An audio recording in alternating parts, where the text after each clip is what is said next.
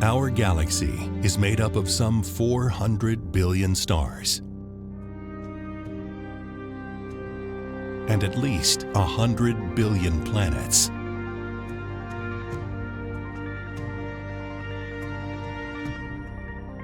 How many are like Earth? With an atmosphere, complex geology,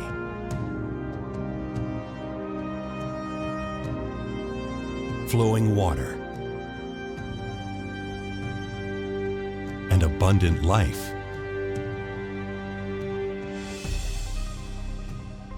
Astronomers are seeking answers in countless photons racing past the Earth. And in whole new theories about how planets form and evolve. What they are finding has only sharpened one of the oldest debates in science. Is biology a powerful and inevitable byproduct of cosmic evolution? Or is life rare in a galaxy shaped by violence and mayhem?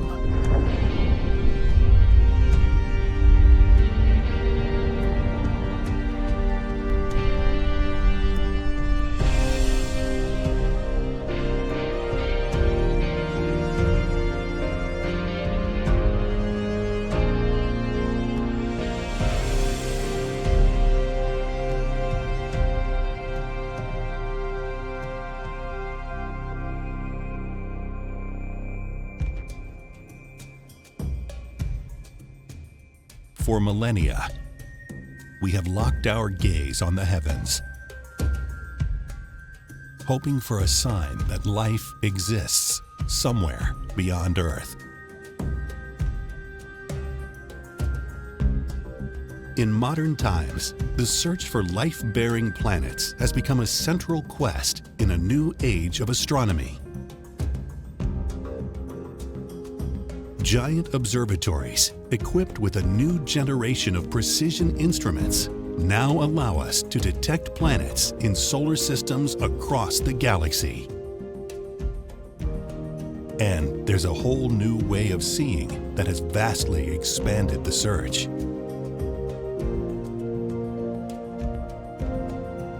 Earth in the 21st century. Computers increasingly shape the way we communicate, learn, travel, grow food, buy and sell, make things. The amount of processing power we can put on a computer chip doubles every 2 years. This trend, called Moore's Law, has turbocharged the pace of scientific discovery.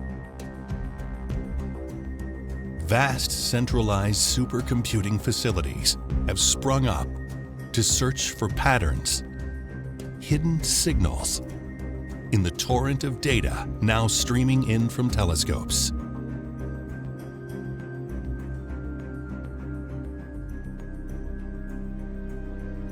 Astronomers, once consumed with taking photographs and making measurements in cold observatories across countless lonely nights,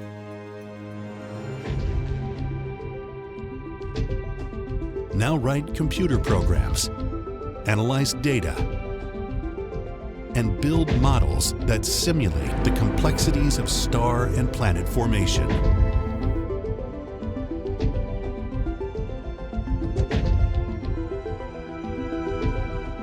Far from settling the question, are we alone? Their discoveries have reignited one of the oldest disputes in science.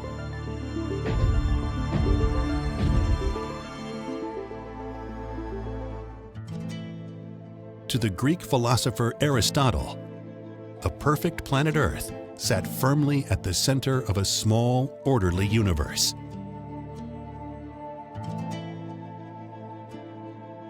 the universe beyond was utterly unpopulated, at least by any creatures other than gods.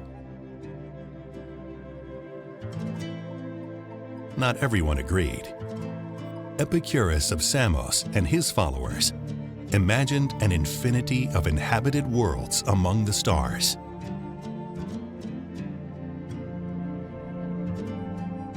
An ever-evolving cosmos gave rise to a boundless diversity of creatures. So too, for the modern descendants of Epicurus, our galaxy is filled with life-bearing worlds and potentially alien civilizations. We just have to find them. Astronomers have already determined that stars like our Sun are not uncommon. That planets the size of Earth, at the right distance from their parent stars to support liquid water, could number in the billions.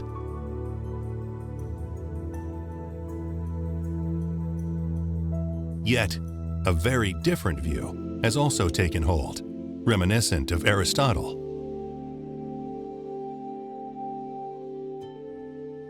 Biology is so complex, requires such stable conditions, and so much time, that Earth may well be an anomaly, a rare oasis of life in a desolate universe. Who is right?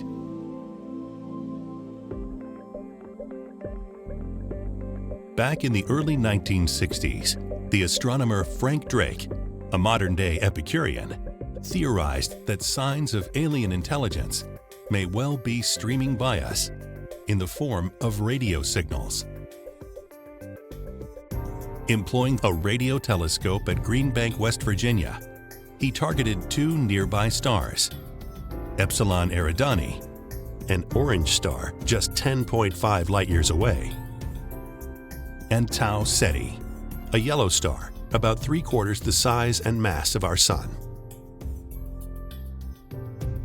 Since Drake began his work, the search for extraterrestrial intelligence, SETI, has expanded to hundreds of astronomers, thousands of stars, and a wide range of radio frequencies. Searchers have checked and rechecked Epsilon Eridani, Tau Ceti, and many other nearby stars. So far, after 6 decades of searching, they've found no repeating messages or anomalous signals. But they haven't given up, because there are so many more places and different new ways to search.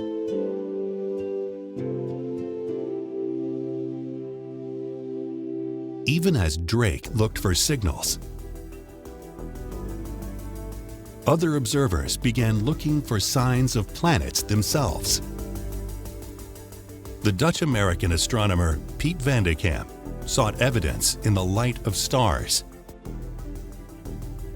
After comparing photographic plates taken over 3 decades, he found that several nearby stars seemed to wobble, as if tugged upon by unseen massive companions.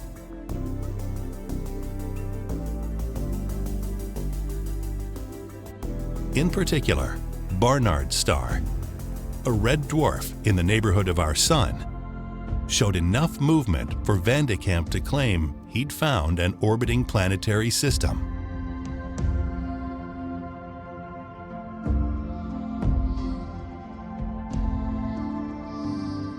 He spotted other nearby wobblers, Lalande 2185, 61 Cygni, and Epsilon Eridani, the 3rd closest visible star to us.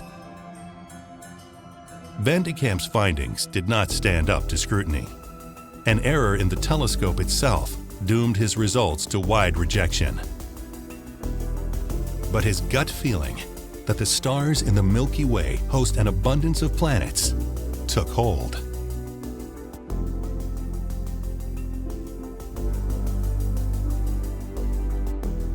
And yet, what astronomers began to see is not what they expected.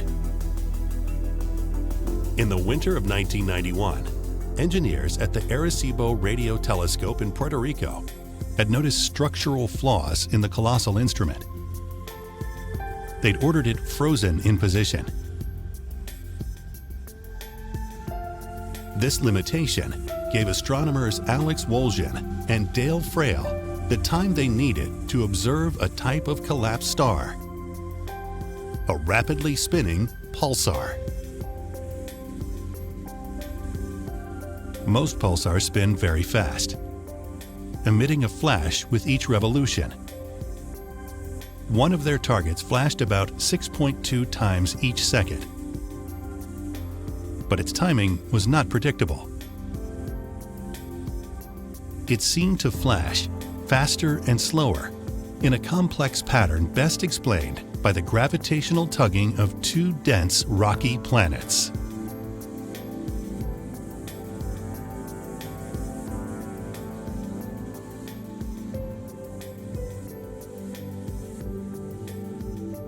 A third, much smaller world would later reveal itself.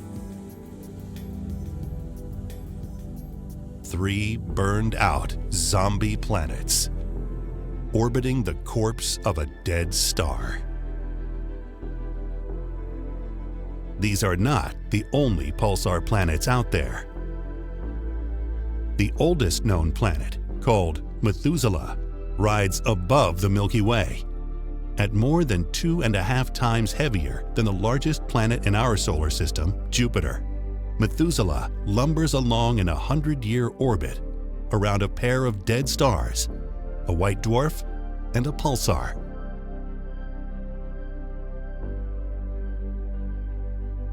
These discoveries became part of a wider challenge to theories about how solar systems form and evolve, and how planets like Earth come to be.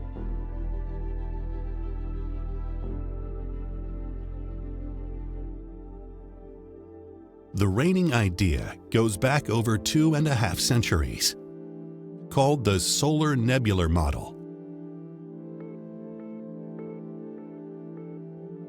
This universal model is set in motion by the explosion of a giant star.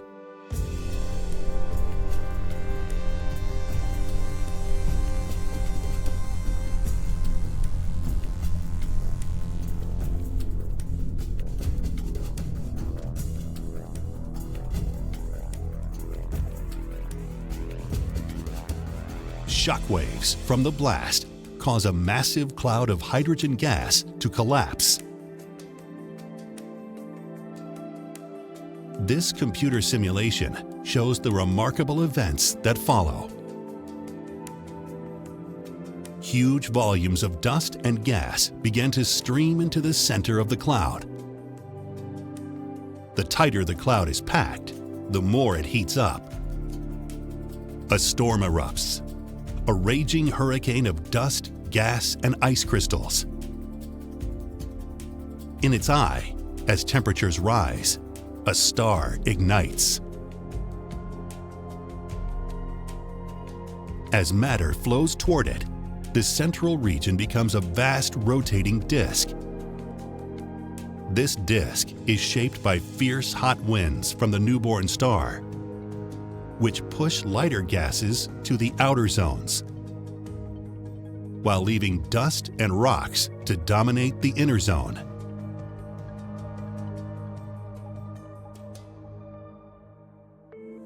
As the winds die down, planet formation begins. Beyond a certain distance, called the frost line, planets form quickly, growing large as they scoop up gas, dust, and ice.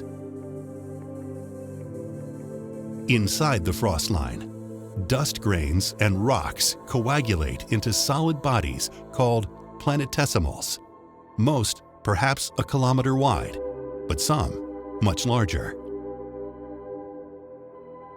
As they collide or merge, they form the planets we know today.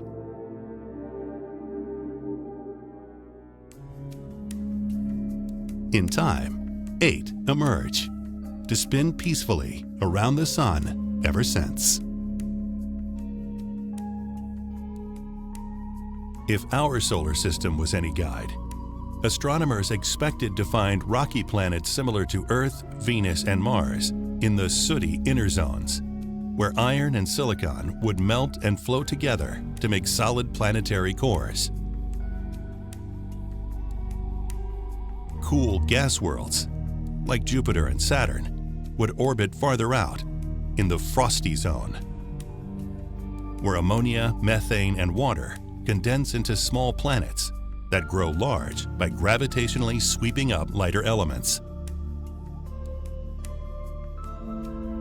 Even further out, icy titans like Neptune and Uranus would crystallize after most of the gaseous hydrogen had been captured by the older, bigger planets. It didn't take long for the data to explode this conventional understanding. As a new age of planet hunting unfolded,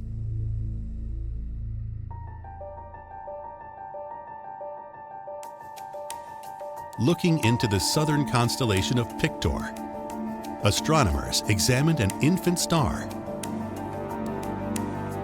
and detected an extra-large newborn planet.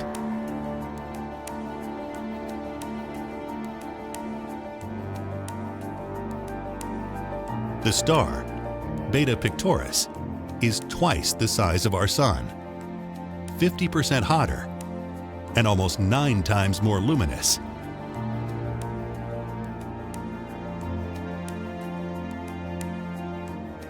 Its dense solar disk extends some 4 times beyond the orbit of our Pluto. Passing stars have been tugging on the disk, producing waves of turbulence. The planet, in an orbit twice Jupiter's distance from the Sun, is adding to the chaos. A NASA simulation shows a top view. The planet's gravity is hurling a stream of debris on a spiral path toward the star. A side view shows pressure waves created by its slightly tilted orbit. These waves ramp up collisions between icy and rocky bodies all through the disk.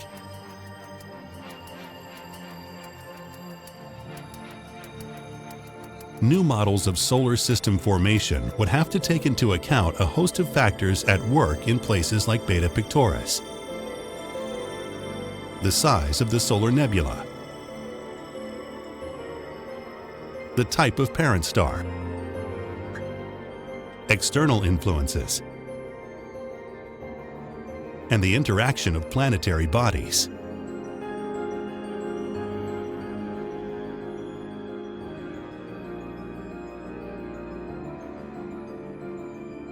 Astronomers saw this dynamism at work as their planet discoveries piled up.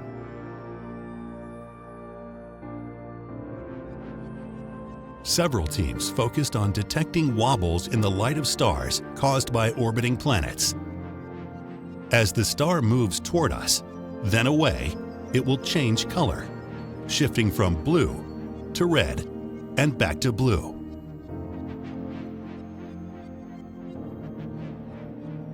This can reveal planets orbiting very close to their stars, even if they lie very far away from us.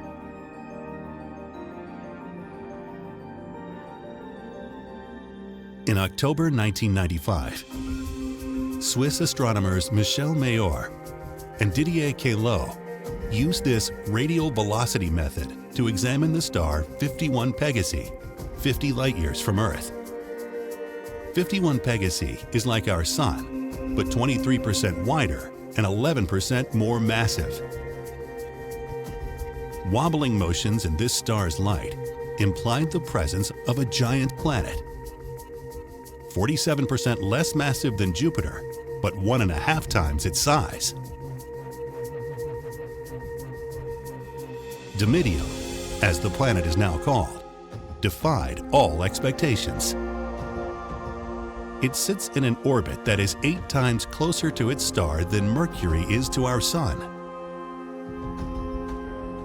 This close-orbiting gas giant is hotter than Jupiter by at least 1,500 degrees Celsius.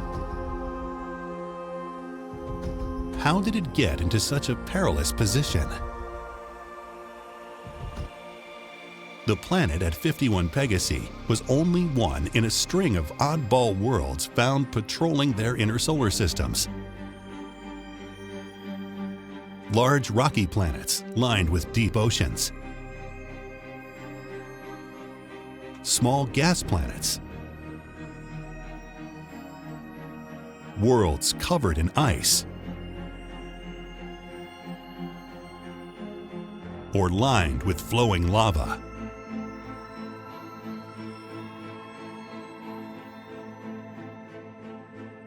With discoveries like these, it was our solar system that began to seem like an anomaly.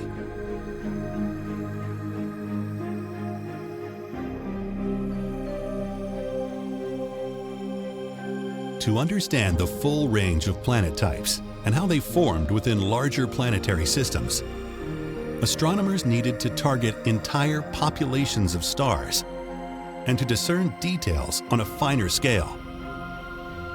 In 2009, astronomers developed a new planet hunting strategy, combining spacecraft, telescopes, and supercomputers. Would it show just how unique Earth is? Or would it tip the scales toward the Epicurean model, a galaxy filled with inhabited worlds? Astronomers pointed the remarkable Kepler telescope at a group of about 500,000 stars, up to 3,000 light-years away. Their aim: to detect the slight dimming of a star when a planet sails across its face.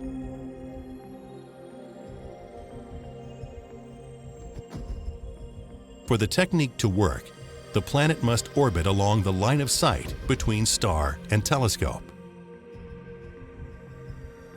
Using this transit technique, Kepler astronomers, with the help of citizen scientists across the World Wide Web, spotted nearly 2,700 new planets.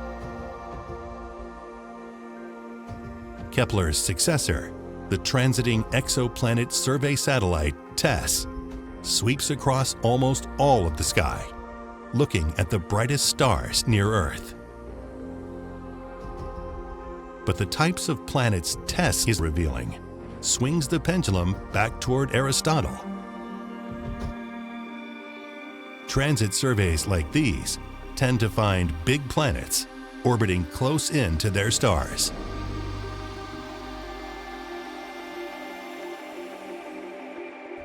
These missions, working in concert with the Hubble Space Telescope and ground-based observatories, have turned up still more hot Jupiters similar to 51 Pegasi.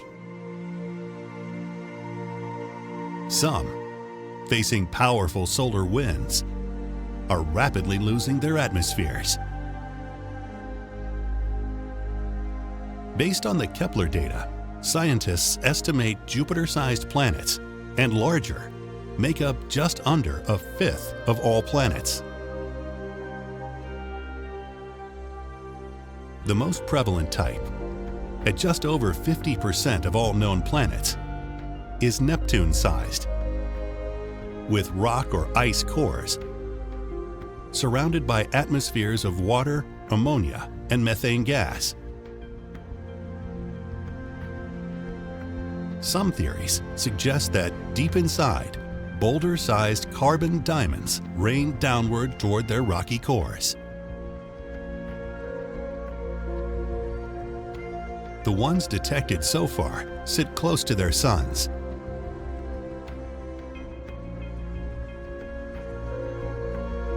They may be former Jupiters that lost mass, or gas giants that were flung inward by larger cousins.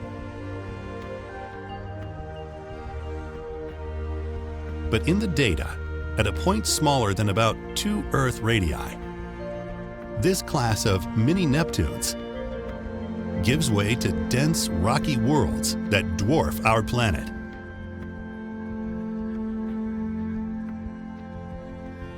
These super-Earths make up 18% of exoplanets discovered so far. Among them, Kepler 22b is a super-Earth revolving in the habitable zone of its star.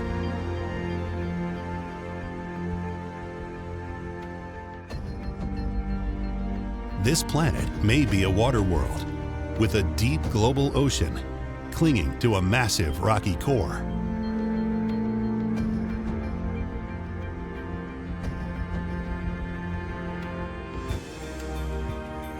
Orbiting close to the star 55 Cancri is a rocky planet almost 8 times more massive than Earth. Its surface is a scorching 2,000 degrees Celsius.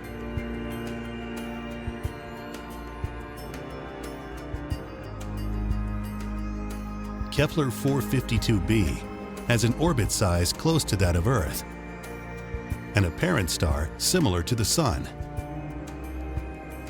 But the planet is some 5 times larger than Earth, so it's likely a cloudy world more like Venus. Then there are the Earth-sized planets, about 11% of the total. Earth-sized does not make them life-bearing. Consider these planets discovered by the TESS satellite. HD 21749, 53 light-years from Earth, is an orange K-type star 70% the size of our Sun. Its planet C maintains such a close orbit that its year is only 8 Earth days long. Its surface is rocky, likely hovering around 400 degrees Celsius. Neighboring planet B is a hot mini-Neptune, 23 times the mass of Earth. Within a deep layer of clouds, temperatures average around 150 degrees Celsius.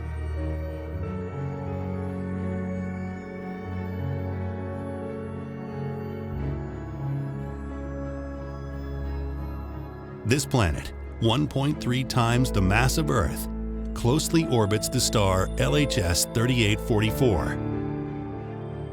With a year lasting only 11 Earth days, its surface would be lined with pools of lava.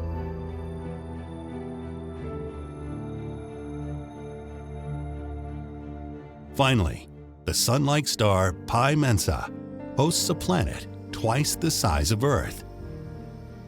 Its surface temperature is over 900 degrees Celsius. Still, as observational and computational techniques advance, there are glimmers of hope for finding Earth-like planets. Red dwarfs are the galaxy's most plentiful star type. They are hard to see, lightweight, cool, and much fainter than the Sun.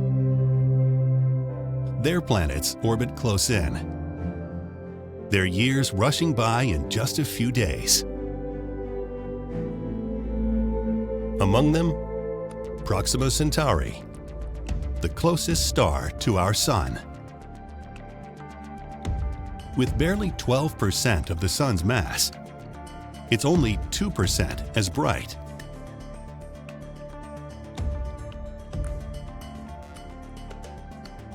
After extensively studying the star for more than 18 years, astronomers have confirmed at least one Earth-sized planet. Proxima Centauri b completes an orbit in a little more than 11 days. It revolves at the distance where water could be liquid, just like Earth. Like many red dwarfs, Proxima Centauri has a stormy temperament. Large flares blasting with deadly ultraviolet, X-ray, and gamma radiation, likely eroding away any atmospheres its planets may have.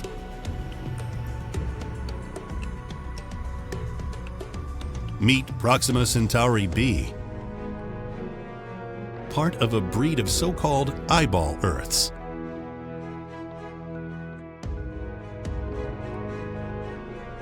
These planets orbit so close to their parent stars that they become gravitationally locked, with one side facing perpetually in and the other out.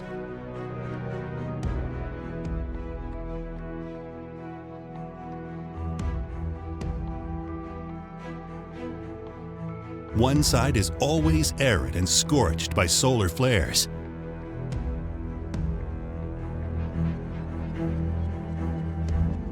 The other, enshrouded in thick ice. Can a watery ring, with fertile land and life forms, exist in the twilight zone between them?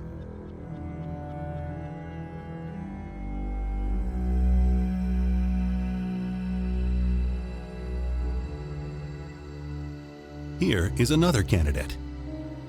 TRAPPIST-1 is an ultra-cool dwarf star that hosts at least 7 planets, all bunched into close orbits. All are made of rock, but with densities that suggest an abundance of water. At just 11% the diameter of our Sun, this star puts out just 5/100ths the Sun's light. Fortunately, there is another source of heat.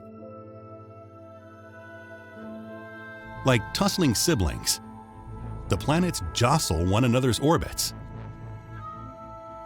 Tidal friction causes them to heat up from within.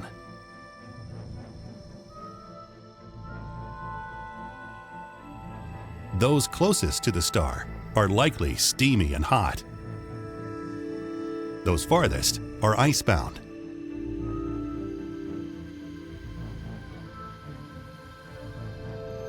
The fourth planet out, slightly smaller than Earth, has the potential for liquid water.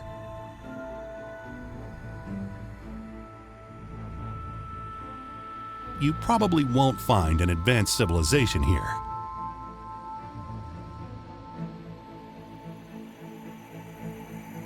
In time, astronomers using space telescopes or ground-based instruments will widen their discoveries to include more planets farther from their stars. What they have found to date has already transformed theories of how our solar system formed, while dramatically altering the odds that we will find other life-bearing planets. Soon after our star ignites in this new view, Jupiter forms in the icy, gas-rich region beyond the frost line. It quickly cuts off the flow of matter to the inner solar system, slowing the formation of rocky worlds. Scientists have used supercomputers to project Jupiter's path amid countless small objects that fill the early solar system. The rings show the orbits of myriad would-be planets. Flashes mark collisions between them. The blue ring tracks the orbit of Jupiter. As it grows, Jupiter increasingly responds to the gravitational pull of the growing Sun, as well as the pushing and pulling forces from Saturn. Its orbit begins to shrink.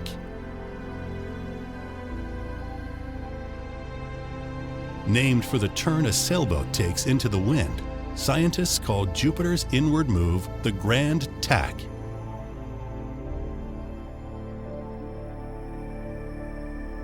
What the rising giant does not swallow, it flings out of the solar system or pushes toward the Sun. Chaos reigns as once smooth orbits turn into a disordered swarm.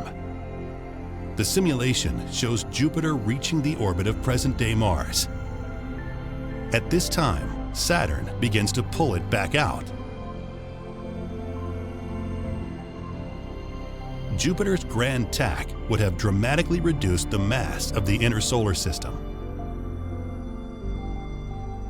if a super-Earth had formed, it was likely obliterated or driven into the Sun.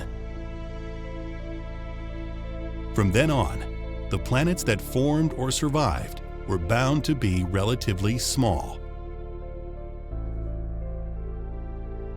Ironically, Jupiter's destructive foray may have sowed the seeds of life by ferrying in large numbers of icy bodies.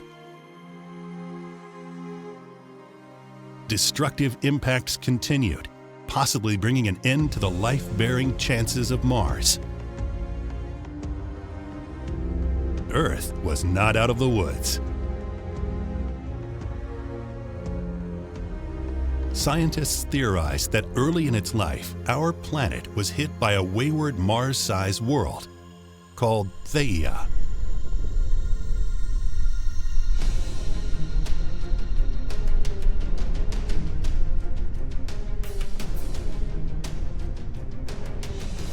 Instead of destroying the young Earth, the angle of impact created a splash of debris that would coalesce into the Moon.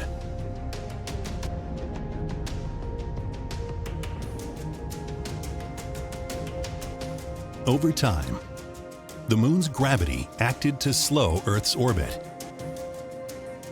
and steady its spin.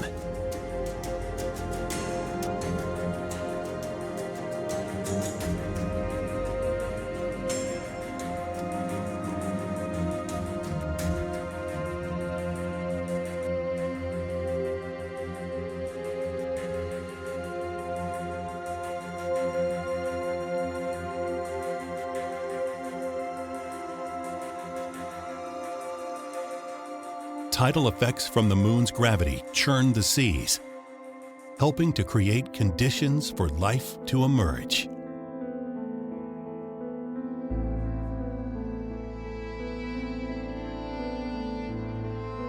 Jupiter continued to serve as a benefactor. Working in tandem with Saturn, the gas giant shoved Uranus and Neptune off to the edge of interstellar space. That disrupted the orbits of millions of comets, flinging them toward the Sun.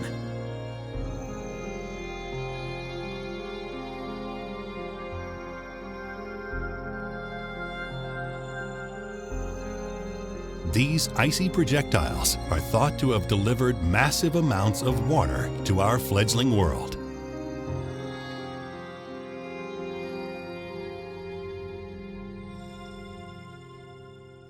Ironically, one of the very first planetary systems to be examined by both Pete Van de Kamp and Frank Drake turns out to be arranged remarkably similar to our own. Epsilon Eridani has a cloud of icy debris left over from the system's formation in about the same place as our Oort cloud.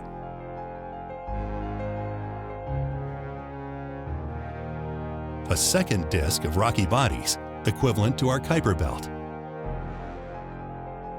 and a gas giant planet at the outer edge of a ring of asteroids, like our Jupiter guarding our main belt. Astronomers don't yet know, but there could be a world like ours.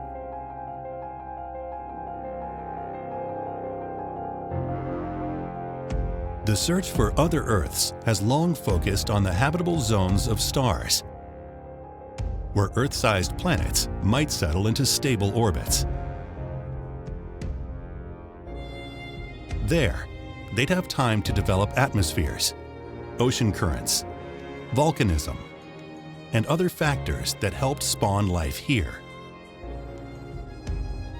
But the tangled history of our solar system shows that making a life-bearing planet is a matter of rare circumstance and considerable luck.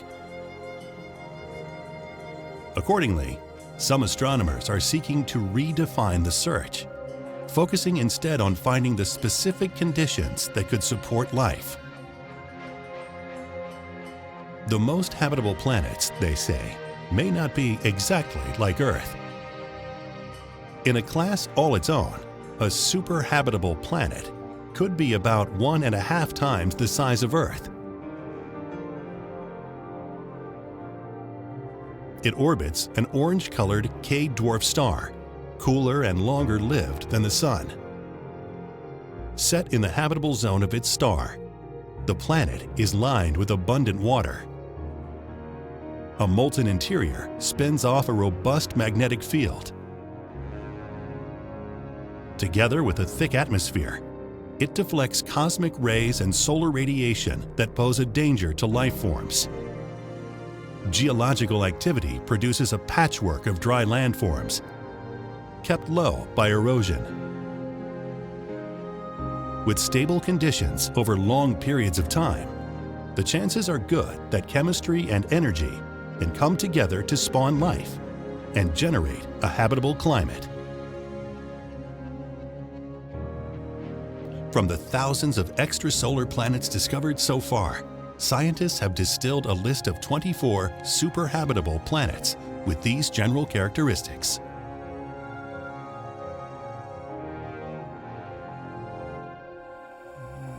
How will we know if there is life there or on any other candidate?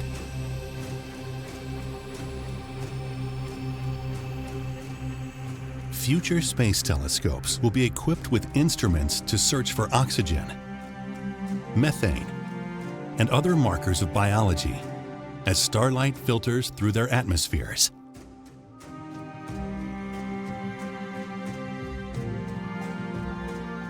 Giant new ground-based observatories may take actual pictures of planets, opening a window into their rotation rates, climate, seasons, oceans, even the presence of vegetation.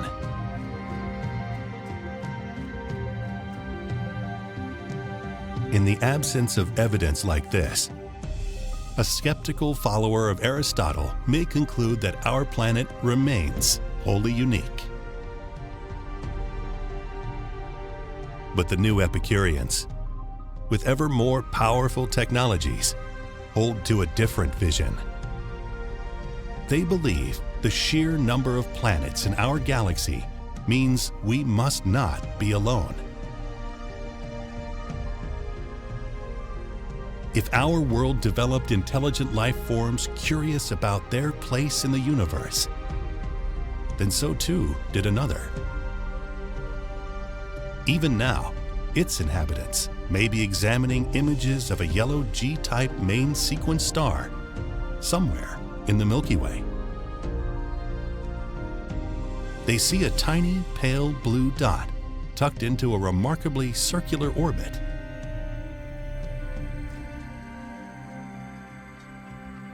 Will they wonder if they have found that other Earth? Perhaps with intelligent life, able to communicate across the voids of space.